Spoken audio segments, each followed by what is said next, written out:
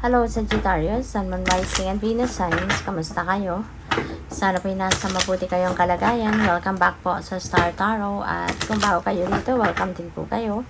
Please subscribe, like, share my videos, and leave me a comment kung naka-resonate kayo. So, first card, Sooth. Sag. Siguro, kailangan din ninyo ngayon ng pahinga. Okay? So, think of something that you can do para to suit your soul. Kumbaga, para na makapag-chill ka naman, makapag-relax ka naman, makapagpahinga. Okay? And whatever it is, na parang makakapagbigay din ng pagkakataon na ma-relax din yung soul ninyo, then do it. Okay? So, we have focus and maaari din na ngayon makakapag-focus na din kayo. Kasi 'di ba kapag tayo nagpapahinga, tayo nagre-relax, tayo chill, 'di ba? Mas nakakapag-focus tayo. Mas nakakapag-isip tayo ng maayos, ng mabuti, ng malinaw, nagkakaroon tayo ng clarity. 'Di ba? Kaya po pwede na sa ngayon talagang you will be back to your focus, you will be back to your center, to your core. So, that is going to be beneficial for you. Lalo-lalo na sa mga gagawin mo na susunod. So, maraming salamat for subscribing. And if you haven't subscribed yet, subscribe na kayo. And also, maraming salamat din for not skipping the ads. Malaking bagay yan sa akin. And also, please click the join button sa baba ng video kung gusto niyo na mag-join kayo sa membership. So, first card ninyo, Owl. Follow your intuition. Laging, ito ang dapat natin ginagawa sa kahit anumang sitwasyon natin sa buhay. Laging dapat tayo nakikinig, at sinusunod natin kung ano man yung binubulong ng ating intuition. Kasi yung intuition natin, those are yung mga mensahe na nandiyan dyan. Mensahe yan ng universe para sa atin. Gabay yan ng universe para sa atin. And that is what we need to listen to, rather than makinig tayo sa mga sinasabi ng iba sa atin. Mas ang dapat na unahin natin pakinggan kung ano yung binubulong ng intuition natin, kasi mensahe ng universe, yan ang magdadala sa atin sa tamang daan. Yan ang mga impormasyon na magdadala sa atin doon sa kung ano ang mabuti para sa atin. Okay? Kaya wag ninyong pagdudahan kung ano naririnig ninyo from your intuition. We have children. Know that your children are protected. Okay? Kaya wala kayong dapat na ipag-alala. Huwag kayong mag-alala. Huwag kayong mag-worry about your children. Alright? Kasi they are protected. They are in good hands. Okay? Parang sinasabihan kayo dito ng universe, the divine is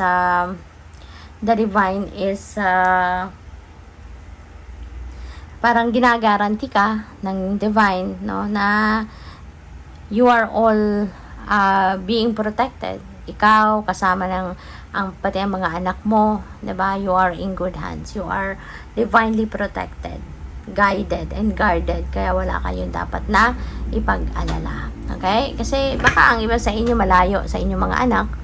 Hindi ninyo madalas makita yung mga anak ninyo. Pwedeng nasa ibang lugar kayo o nasa ibang lugar sila. 'Di ba? Malayo kayo sa isa't isa. Kaya pwedeng through video call na lang kayo nagkikita or through calls na lang, text, mga ganyan kayo nag-uusap. Kaya sobra kang nag-aalala sa mga anak mo, Pwedeng ganoon. Kaya ito, guarantee ito sa inyo. Para makapag-relax ka naman, para hindi ka ma-stress, 'di ba? Yun. Sabi ni universe, know that your children are protected. Okay? So, yun. Tignan natin kung ano pa ang mga mensahe para kay Sag.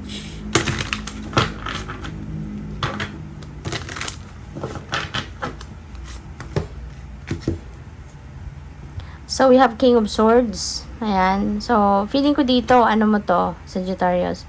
This could be your dad, or this could be your grandpa, or pwedeng mentor mo siya. Yun na napipick up ko dito. Na pwedeng very strict siya na klaseng tao. At maaaring ito yung kinakausap mo or kakausapin mo sa ngayon. Pwedeng meron kang meeting with this person. Pwedeng meron kayong mahalagang mga pag-uusapan or i-discuss. Pwedeng meron kang hihingiing opinion, advice, ganyan. Maaari din, no, na si King of Swords is someone na nasa mataas na posisyon sa kanyang trabaho. This could be a politician, this could be official sa kumpanya. Meron siyang kapangyarihan, no? Nasa position of authority siya. Nasa seat of power siya, kumbaga, no? At maaaring siya yung kakausapin mo, maaaring may kukonsulta ka sa kanya. So, what else? We have Two of Swords. Ayan. Maybe, yung decision na ito ang kailangan mong isang guni sa kanya. Baka meron decision making na kinakaharap ka ngayon and maybe you can't make up your mind kasi naguguluhan ang isip mo. Nalilito ka. Confused ka. Kaya siguro lalapit ka kay King of Swords, whoever this represents for you sa buhay mo. Maring lalapit ka sa kanya para na magkaroon kayo ng clarity. Magkaroon kayo ng direction. Kasi yun nga, maring naguguluhan ka. Depende, no, sa inyong sitwasyon. This could be something na parang gusto mo na lang humingi ka ng advice kay King of Swords kasi maaring ang isip mo paikot-ikot na lang. Diba? Maaring wala kang ibang gustong kausapin or wala kang ibang kinakausap. No one knows kung ano pinagdadaanan mo. Kaya wala din makakapag-advise sa'yo. Pero maaring si King of Swords, yun ang lalapitan mo at maaring siya yung pinagkakatiwalaan mo. So, we have 10 of Pentacles. Pwede na si King of Swords is a family member. So, pwedeng daddy mo talaga siya, papa mo, lolo mo, ganyan, no? Or tito mo. Na pagkakatiwalaan mo ng inyong kwento, pagkakatiwala mo din sa kanya yung problema mo, no? Pwedeng ganon, kaya siya yung lalapitan mo. So, with the 10 of Pentacles, napakaganda nito kasi this is about wealth. This is about kayamanan. Maaaring kayo ay magiging yayamanin na. Or kung dati naman na kayong yayamanin, pwede ngayon, mas madadagdagan pa, no? There will be wealth coming in. This is going to be the time na magkakaroon na kayo ng financial security and stability. Maaaring ito na yung time na magiging comfortable ka na pagdating sa inyong kaperahang aspeto kasi maaaring marami ka ng savings, maaring marami ka ng kayamanan sa ngayon. Kaya po pwedeng masabi mo na you are financially stable, no? So, siguro nandun ka na sa puntong wala ka nang poproblemahin, kasi stable ka na pagdating sa pera and this is not just for few months, no? But for the long term. Kaya napakaganda. So, maaari, no, na you are financially, na ngayon, successful, no? So, what else? We have strength. Ayan. So, pwedeng, inner strength. Since parang ang iba sa inyo natatakot, no? Para sa mga anak ninyo, you are worrying too much about your children. Kaya, ito paalala sa'yo, maging matatag ka lang, maging malakas lang ang inyong loob, 'di ba? Tatagan mo yung inyong kalooban kasi kung malakas ang loob mo, 'di ba? You are brave, you're courageous, your inner strength is, buhay na buhay. Walang kahit anumang problema ang magpapatiklop sa iyo.